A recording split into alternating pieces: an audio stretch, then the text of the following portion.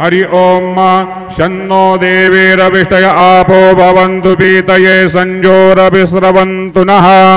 हरि ओम नीलाञ्जन समाभासं रविपुत्रयमाग्रजं छायामार्तण्ड सम्भूतं तं नमामि शनेश्वरं। गुरुर्ब्रह्मा गुरुर्विष्णु गुरुर्देवो महेश्वरा गुरुः साक्षात् परब्रह्म तस्मै श्री गुरवे नमः। सद्गुरु साईनाथ देवताभ्यो नमः। सायंकाले पूजनार्थे साई चरणकमलेभ्यो नमः। विलेपनार्थे चंदनं समर्पयामि। त्वां गन्धर्वा अकनस्त्वामिन्द्रस्त्वं देहसपदे त्वामोकदे सोमो राजा विद्वान् दक्ष्मादमुच्यत। चंदनं समर्पयामि। चंदनस्योपरि अलंकारार्थे अक्षतां समर्पयामि। अक्षता सुरश्रेष्ठा कुंकुमाक्ता सुशोभिता मया निवेदिता भक्त्या गृहाण परमेश्वर।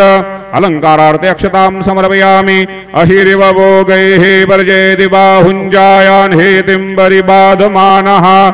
हस्तग्नो विश्वाभ्ययोना निरदवाम्पुमाम्पुमाग्मुसं परिपातु विश्वतः। हरिद्रादि कुंकुम नाना परिमल सौभाग्यमंगल द्रव्याणि समर्पयामि। ऋतुकालोद्भव पुष्पं समर्पयामि।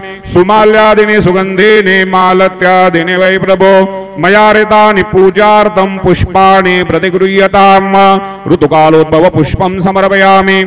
सायंकाले उपहार नैवेद्यं निवेदयामि।